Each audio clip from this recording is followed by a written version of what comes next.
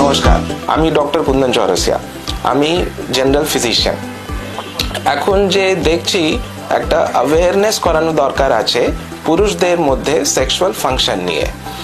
এই এমন একটা টপিক আছে যেটাতে পেশেন্টরা খুব ভালো করে কমিউনিকেট করতে পারে না বা করতে একটু লজ্জা পায়।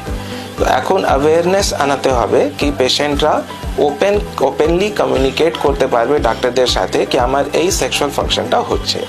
Almost 1/3 of men in India suffer from premature ejaculation or from impotence. তো যতক্ষণ ওনারা ডিরেক্টলি বলবেন না আমার এই কষ্ট হচ্ছে, ততক্ষণ আমরা ওটা নিয়ে ট্রিটমেন্ট করতে পারি না। তারপরে ট্রিটমেন্ট আছে, it's not so that there is no treatment. People think that there is no treatment for this problems, but scientific treatment exists and it is quite successful. এই ছাড়া অনেকই বার পেশেন্টরা ভাবে কি আমার তো বিপি হাই হয়ে গেছে, তো আমি কি সেক্স করতে পারবো? সেক্স করলে কি আমার বিপি আরো হাই হয়ে যাবে? দ্য অ্যান্সার অ্যাকচুয়ালি ইজ কি সেক্স করলে বিপি হাই হয় না। যদি আপনার ওষুধ খেয়ে বিপি কন্ট্রোলে আছে, আপনি সেক্স করলে বিপি কন্ট্রোল করতে আরও হেল্প পাবেন। সিমিলারলি হার্ট অ্যাটাক রোগীর এটা ভাবে কি যদি আমি সেক্স করবো আমার কি আবার হার্ট অ্যাটাক হয়ে যাবে?